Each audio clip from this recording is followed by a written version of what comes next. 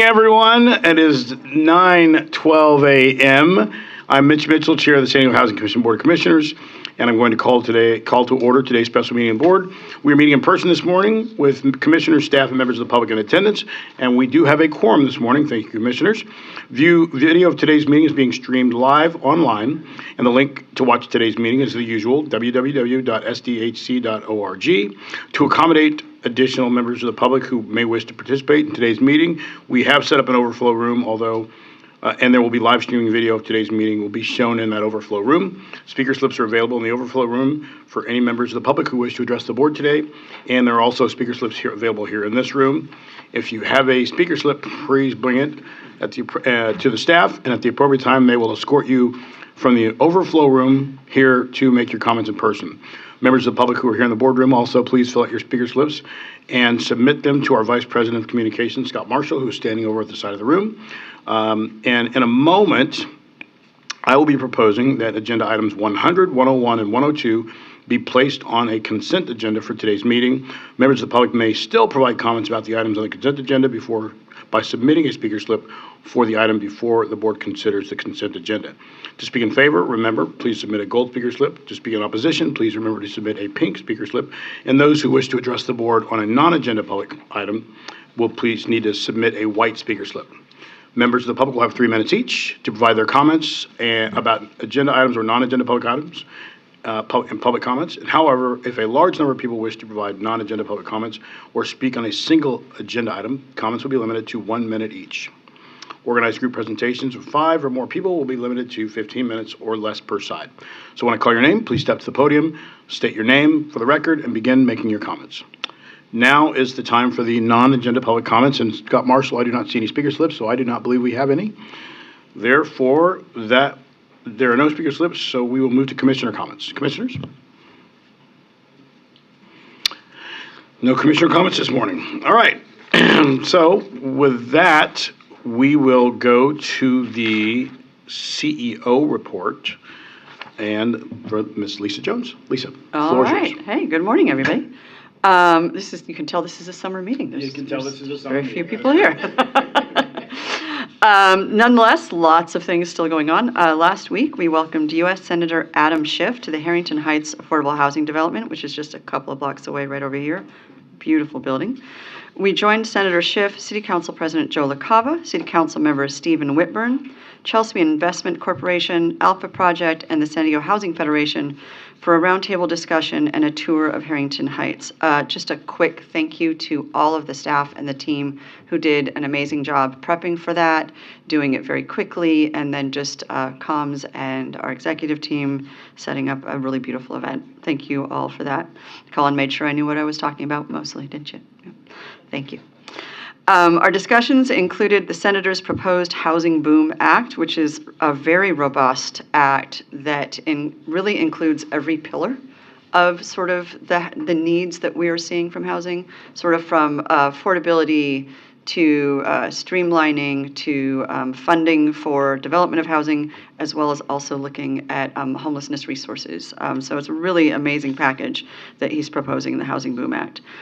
City of San Diego policies it includes City of San Diego policies that support housing production. We talked about some of the challenges associated with financing and building affordable rental homes, and what is truly the essential collaboration that has to happen among many partners that is, I think, particularly successful in San Diego to create and preserve housing.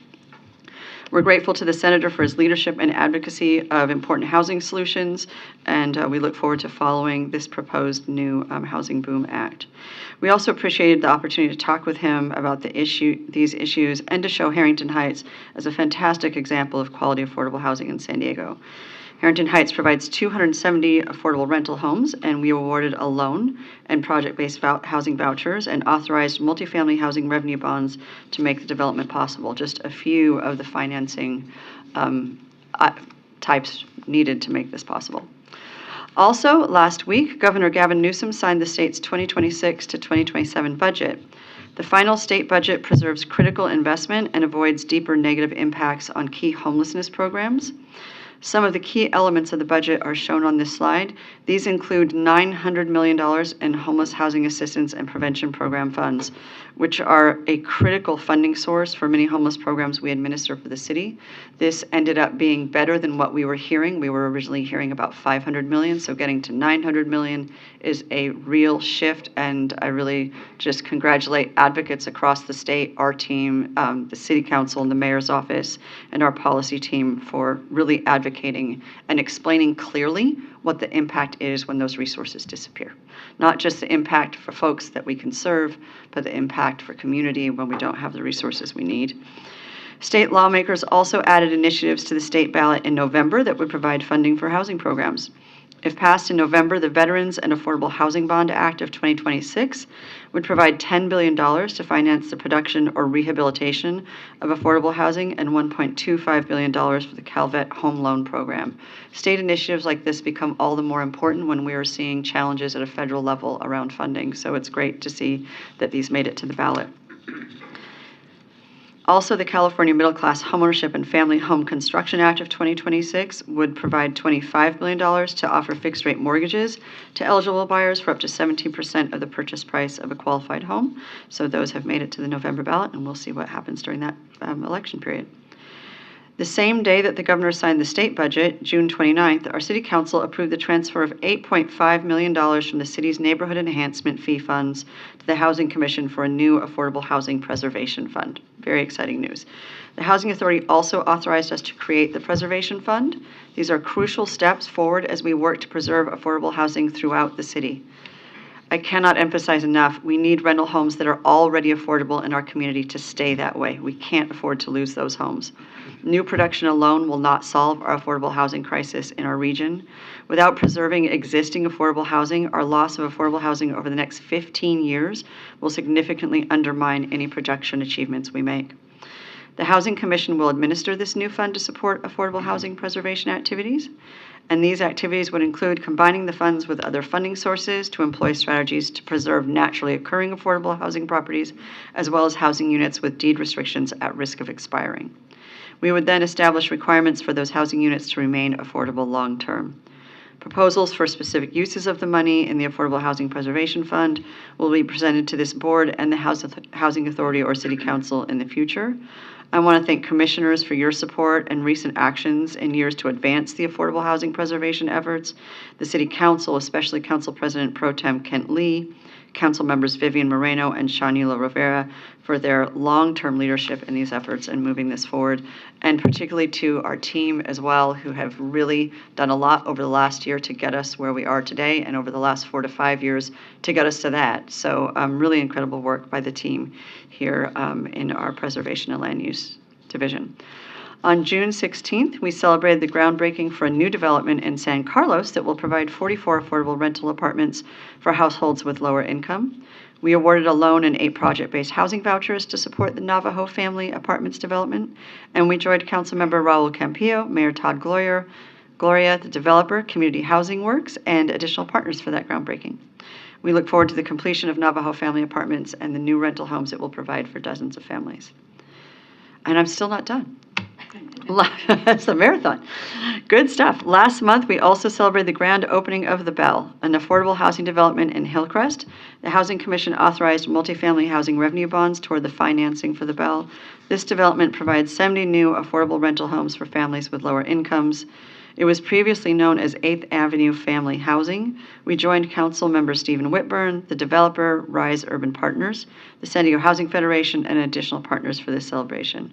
Thank you again to the board for both the Bell and Navajo Family Apartments and for all your support, and to our staff who have worked to make both of these developments possible. Again, just really impressive work, and even though summer feels a little quiet in the boardroom, there's a lot going on a day-to-day basis. The last few slides of the presentation this morning highlight our outstanding staff. Oh, perfect segue. Our recent all-employee meeting, at our recent all-employee meeting, we presented our Staff Awards of Excellence. This is something we do on an annual basis. The award recipients, I think it's really special, are selected from nominations they receive from their peers. We present individual awards as well as awards for teams within the agency. Commitments to excellence, teamwork, customer service were frequently mentioned in the nominations for the staff who received the awards this year. Nominations also often cited dependability, professionalism, and working to find solutions to a variety of challenges. Our individual awards of excellence honorees this year are Joseph Grasso from our property management team, Melissa Colts from the Homelessness and Housing Stability Initiatives team, Michelle Stringerland from our grants team, and Ariana Davalos from the Rental Assistance Division. Ariana's photo is not on this slide, unfortunately, because she wasn't able to make the meeting, but we made sure that she received her award. And next slide, our Team Award of Excellence this year acknowledged the efforts of our property management team, and we managed to get all of them up there. We really want to congratulate them for their work. They have done a great job through some challenging sort of HUD audit periods and sort of inspections, and also just continuing to raise occupancy and quality in our units. We are also presented CEO Awards of Excellence to one individual and one team. Cody Schrank from our Information Technology Department was honored with our individual CEO award. He was also nominated by his peers and has just done incredible work helping other departments make sure that they can achieve their goals. And we recognize the Housing Instability Prevention Program with our CEO Team Award. The Housing Instability Prevention Program was implemented several years ago. They serve anywhere between 300 to 500 households annually and make sure that people that are highly vulnerable populations and at risk of losing their housing can stay stably housed and exit successfully off the program or to other programs that best meet their needs. Congratulations to all of our staff who received awards, as well as all who were nominated. Leading this agency, and Scott put this in here because he heard me say it at the all-employee meeting, which was very much the truth. Leading this agency and working with our staff remains a great privilege for me. It hasn't been an easy couple of years, but it has also been an amazing couple of years. Seeing us stand up to change, to funding challenges, to support each other, to losing some of our colleagues, but also finding our way forward. I just could not be prouder of the staff that we have and how much you care about each other, about the work we do, and about the people we serve. Thank you so much for giving me the privilege of being able to support you. And I look forward to hearing from you as we continue to make sure you have the resources you need.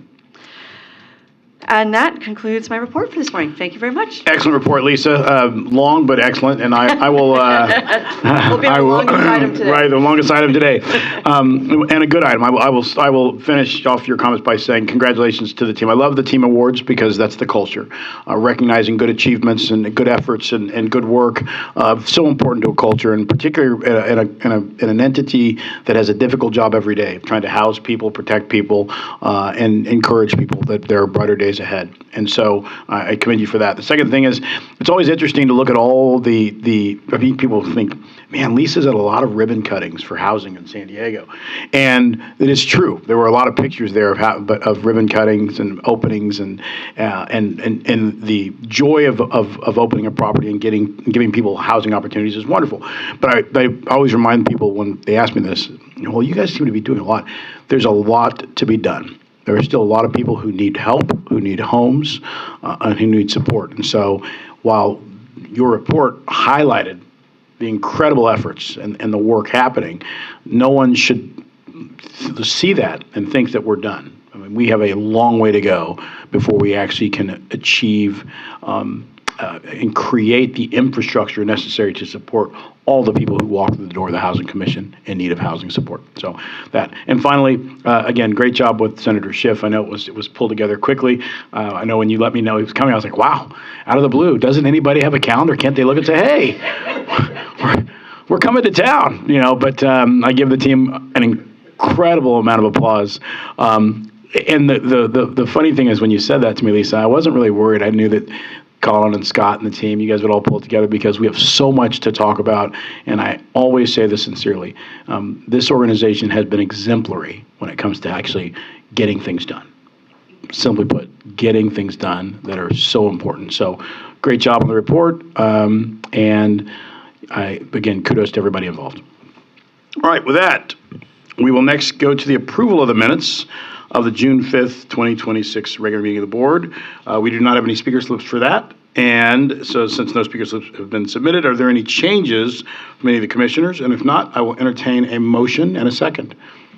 Motion by Commissioner Jackson. Okay. Second. We have it, motion and a second. This meeting's moving really fast. Okay, so Commissioner Vasquez has done the second. All those in favor of the motion signify by saying aye. Any opposition? No abstentions. The motion passes unanimously. All right, so now move on to the consent agenda. As I said at the start of today's meeting, I'm proposing that the following items be on the consent agenda. Item 100 is the action related to amend the Conflict of Interest Code and related provisions. Item 101 is a revised resolution to update the signing authority to the current CEO, Lisa Jones, related to the existing home key agreements with Path Villages El Cerrito project at 5476 El Cajon Boulevard. And then item 102, which is also a revised resolution to update the signing authority to Lisa related to the home key agreements around Presidio Palms at Hotel Circle South. So we do not have any speaker slips submitted for that one. So this concludes the public comment period for those items on the consent agenda. Commissioners, are there any comments on, or I will also entertain a motion? Comment, Commissioner Vasquez. So at a time when it's difficult to build housing, especially with how expensive things are, it is refreshing and a great reminder that we are doing what we can under the circumstances. And so the Home Key program grant for both the El Cajon Boulevard and the Hotel Circle properties is a nice reminder that we are making a difference even under the most difficult of circumstances. So thank you to staff for continuing to chug along and stay positive under the circumstances. And I'm supportive of the consent calendar item. All right, we have a motion by Commissioner Vasquez. Okay. Second by Commissioner Chow. Okay. Right. I was waiting. I'm just trying to drag it out, right? I'll just end with this before we vote. Home Key is one of the achievements of this organization that I'm truly most proud of, because there's so much criticism around what the state did with money around homelessness. So much criticism, and everybody likes to say a failing grade. And yes, homelessness has been a problem and is still a problem. And even though it's not discussed as much because cost of living has taken the place of that in many ways, homelessness is a byproduct of cost of living. And that's what we have to remember. And so Home Key, great example of, and I will always remember the first Home Key conversation we had. We were trying to figure out, and Colin, you remember this, which properties to look for and which were available. And we were trying to keep it quiet so we didn't create a seller's market. And, it was like, shh. And here we are today, 700. Just under 700. Just under 700 rooms, creating housing opportunities. So congratulations. All right, with that, the consent agenda, we have a motion and a second. All those in favor of the motion, signify by saying aye. Any opposed, any abstentions? The motion carries unanimously. All right, so next up is item 103, general contract for building updates at Starling Place. We will take public comments after the staff presentation. Senior Vice President of Real Estate Development, Colin Miller, will be presenting this item. Colin is taking your seat. Colin, please begin when you are ready.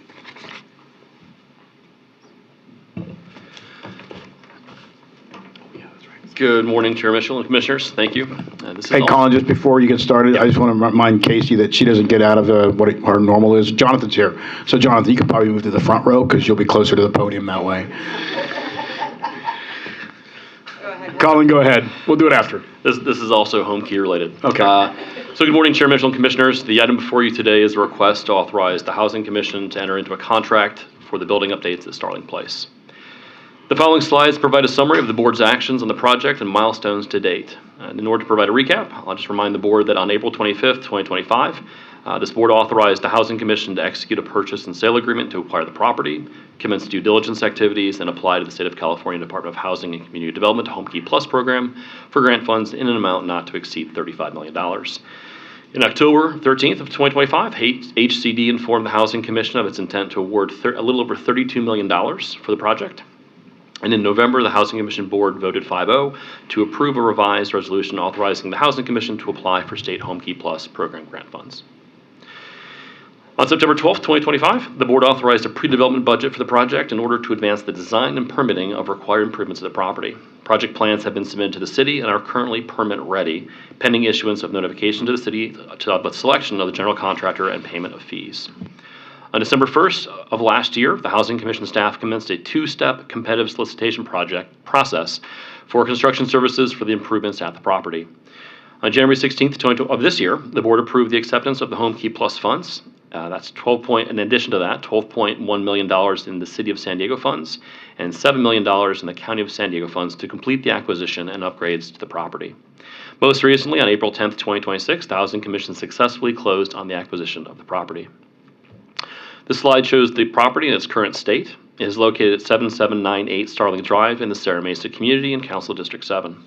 The property consists of 90 guest rooms in a 3-story elevator-served building, and after the upgrades are completed, the property will consist of 80 permanent affordable rental housing units with supportive services for people experiencing homelessness. There will be 2 unrestricted managers units, 4 office spaces for service providers and property management, 2 resident serving laundry rooms, and a community room. The construction scope of work includes, but is not limited to, the items shown on this slide. For the contractor solicitation, the Housing Commission engaged in a 2-step process with a request for qualifications, or RFQ, followed by an invitation for bid, or IFB. The RFQ was issued in December 1st of last year. We sent 787 notices to contractors, of which 64 downloaded the RFQ. 13 contractors attended a pre-proposal meeting held on December 15th. We received 5 RFQ responses by the January 15th deadline. 2 responses were deemed not compliant with threshold requirements of the solicitation and were disqualified from bidding. Using the provided RFQ scoring criteria, the committee deemed LDCO Incorporated, All Source Building Group, and T. Morrissey Corporation as qualified respondents. The IFB was issued on April 26th to the qualified respondents to the RFQ and closed on May 22nd. Only 2 of the 3 qualified respondents, LDCO and T. Morrissey, provided responses.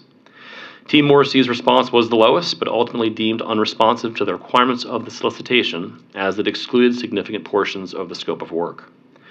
LDCO's bid for the base project scope, plus a list of defined costs at alternates, totaled $3,581,600. This is within the parameters of the Housing Commission board-approved capital budget for the project and was deemed reasonable when compared to a third-party cost estimate. LDCO also provided unit costs in their bid that formatted the basis for allowances that are included in the contract amount. Unused allowances will be credited back to the Housing Commission at the conclusion of the project. This table identifies the sources and uses of funds for the proposed upgrades of the property as previously approved by the board. The general contract for Starling Place will be funded by sources totaling $4,599,493.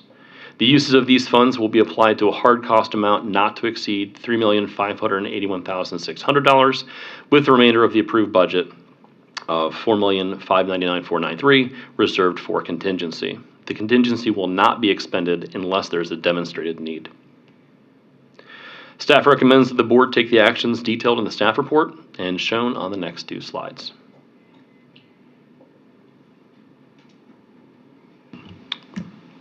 This concludes the presentation, and I'm available to answer any questions you may have. Thank you, Colin. Question for you. Well, actually, I'm sorry. No speaker slips have been submitted for item 103, so that concludes the public comment period for this item. And I think, Colin, one of the things as we open up for questions from the commissioners is that the scope of work that was listed in the report, and I think you and I had this conversation in the briefing, was pretty extensive. I know that we've had this situation with most of our home key projects that we've purchased. The ADA accessibility upgrades. What is the most common thing that we're having to do at the home key projects? The most common thing we're having to do is change cabinets so that the faces can be removed, so that someone who might be using a wheelchair can roll under. That is the most common. And making sure that the turning radius in the bathroom and the kitchen meets the ADA guidelines, which I believe is a 60-inch turning radius. Okay. And I was wondering that as we buy each of these projects, I always see there's some ADA upgrades and there's also path of travel, which is most of that is within code when we bought the building, but there are a few things that we'll need to do. Okay, fair enough. And I think some of this is just a byproduct of some of the buildings that we purchased were built at a time when path of travel, all the ADA components that we think about today weren't necessarily thought when these buildings were constructed. Yeah, that's correct. The building was built to code at the time, and over time code changed. Okay. All right. Any further comments or questions? Commissioner Jackson. Yeah, I have one quick question regarding this. So are we saying the total cost per unit is $56,000 in order to get it up to the place where we can rent them out? Or what is the $56,091 cost per unit hard cost? Yeah, so that is if we were to use the entire budget that's in there, that was approved by the board, then it would be 56,091 in hard cost per unit. But we don't necessarily believe we'll need to use that entire amount. That's just the hard cost. That's just construction. Do we have any idea what the additional cost would be besides this? I'm sure we do. The total development cost for the entire project, including all financing costs, $564,952 per unit. That includes acquisition and everything else. $564,000 a door. Correct. Not bad at all. Okay. Further comments, questions? All right. Then, with seeing no further comments or questions, I will entertain a motion in a second. Commissioner Reed. So moved. Commissioner Reed on the mic first. Commissioner Jackson with a second. All right. No further comments. All those in favor of the motion, signify by saying aye. Any opposed? No abstentions? Seeing none, the motion passes unanimously. And Colin, thank you very much, and good job. Jonathan, the moment has come. And remember, Casey's probably listening, so get this right, man. I know Ryan's listening. Gives a lot. Lock in. And Ryan comes bursting through the door. That's not what I wanted to know. Right. Oh, good morning, Commissioners. Jonathan Herrera, Vice President with the Homelessness Housing Stability Initiatives Division, here to provide the June 2026 CSIP Ryan Report. In June 2026, we saw 2,748 referrals for shelter come into the system, of which 185 were able to be accommodated, equating to a 7% completion rate. The 2,748 referrals that we saw in June represents a 14% decrease from the month prior. It is a 41% increase, though, from the beginning of the fiscal year. On average, 2,871 referrals have been submitted per month between July 2025 and June 2026, and the number of referrals in June were 4% lower than that average across the entire fiscal year. In terms of unique households, the group of referrals in June were comprised of 967 unique households, and this represents a 4% decrease from the prior month. Looking back as a year in review, since the beginning of the fiscal year, we've received 34,457 referrals for shelter, of which we were able to accommodate 2,813 for an 8% completion rate. Consistent with what we've seen month over month, 72% of the primary cause for our inability to place a referral, 50% no bottom bunks for males, 22% no bottom beds for females. So that continues to be a driving factor. The 34,000 individuals that we saw referred, or referrals that we received over the course of the fiscal year, is comprised of 6,991 unique individuals.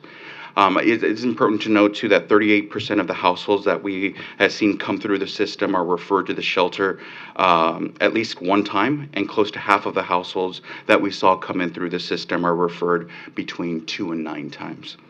14% of all households are referred 10 or more times, and a very small subset we've seen come in excess of 30 times. What we saw at the end of the year is it's pretty consistent what we've seen over the last 3 fiscal years. In FY24, the completion rate was 19%. FY25, that dropped to 12%, and now in FY26, that dropped to 8%. And if we look at the total referrals coming in FY24, that was just over 21,000, and FY25, 25,000, and as I stated earlier, FY26, we're at 34,000. So I think an important takeaway is, although we're seeing a significant increase in the aggregate number of referrals that are coming into the system, the universe of unique individuals has been relatively stable with some very minor increases throughout the year. So what that tells us is there's a lot of greater emphasis on richer engagements with individuals in an unsheltered capacity.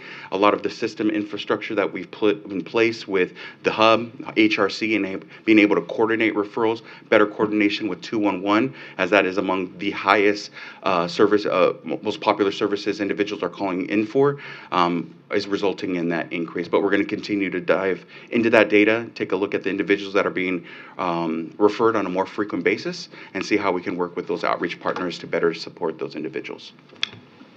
Thank you, Jonathan. Excellent job. I would make a request for the next meeting.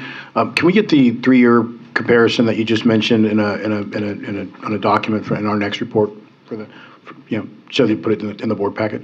I think it's important. I thought what you just said about the numbers of referrals in 24, 25, and 26 were important because, again, it goes back to what I said earlier, is even though homelessness isn't the number one talking point right now, sometimes people think, oh, well, it's solved, right? And that's not the case. I think that the 8% placement rate versus, what did you say, in 24, it was 12. 12? Yeah. Still the same situation, bottom bunks. But I do think that it's important. The number serves as an important reminder that people are still coming through the door. Yep. And it's still, placement is still, placement success is still impacted by, again, availability of bottom bunks. And I know Lisa and I have had this conversation as we look at what our structure is this fiscal year going in compared to last fiscal year. Still a need for expanded infrastructure to help house people. So, yeah. and I also think some of the numbers may be impacted, Lisa, by just the fact that people are actually spreading out to other cities. I'm seeing more conversations in North County about capacity, and so some of that does impact the numbers. But thank you very much for your effort on the Ryan report, and we'll look forward to hearing it next month. So, all right. Let's see, what do we have left? Oh, that was the last item. Yes. Remember how last meeting we were in and out? And we may beat that record. So, all right. That brings us to the end of today's agenda. It was a light agenda, but again, a lot of good work done. And Lisa, again, I want to commend you on your president's report and all the things happening. Seeing that there are no further actions necessary, I'm going to conclude today's board meeting at 9:44 a.m. And I want to say, as I always do, thank you to the entire staff of the San Diego Housing Commission. You all do a fantastic job of caring for others with compassion and diligence and consistency. Thank you.